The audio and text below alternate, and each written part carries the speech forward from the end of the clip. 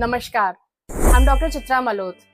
आज मैं आपको बताती हूँ कि बच्चों की किस एज में किन किन वजहों से आई स्क्रीनिंग रिकमेंडेड है।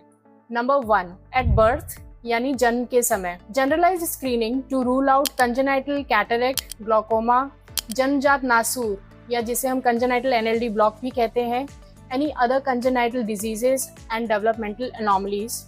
नंबर 2, आरओपी स्क्रीनिंग यानी रेटिनोपैथी ऑफ प्रीमेच्योरिटी के लिए आंखों के पर्दे की स्क्रीनिंग।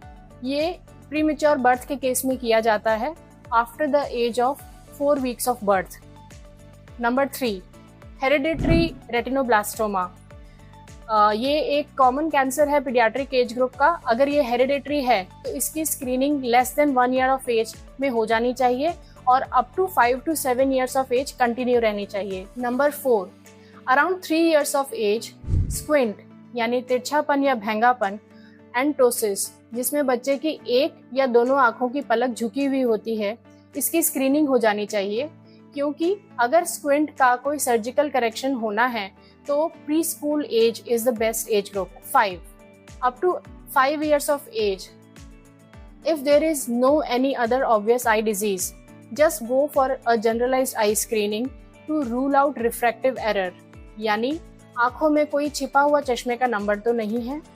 इसी के साथ आ जाता है एम्ब्लायोपिया यानी लेजी आई। एक आंख जो है वो वीकर होती है। इसके ट्रीटमेंट या करेक्शन की right age 3 to 7 years of age होती है।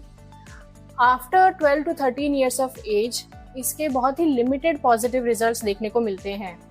नंबर 6, एलर्जिक आई डिजीजेस हैं, ब्लेफराइटिस, कलेजियन, स्टाई, सिस्ट या एनी अदर आई डिजीज किसी भी एज ग्रुप को अफेक्ट कर सकती है, इसीलिए इसका चेकअप रिक्वायरमेंट के बेसिस पे किया जाना चाहिए। Last but not the least, number 7 is dry eye screening. आजकल ड्राई आईज बच्चों में पहले से ज्यादा देखने को मिलता है ड्यू टू स्क्रीन टाइम।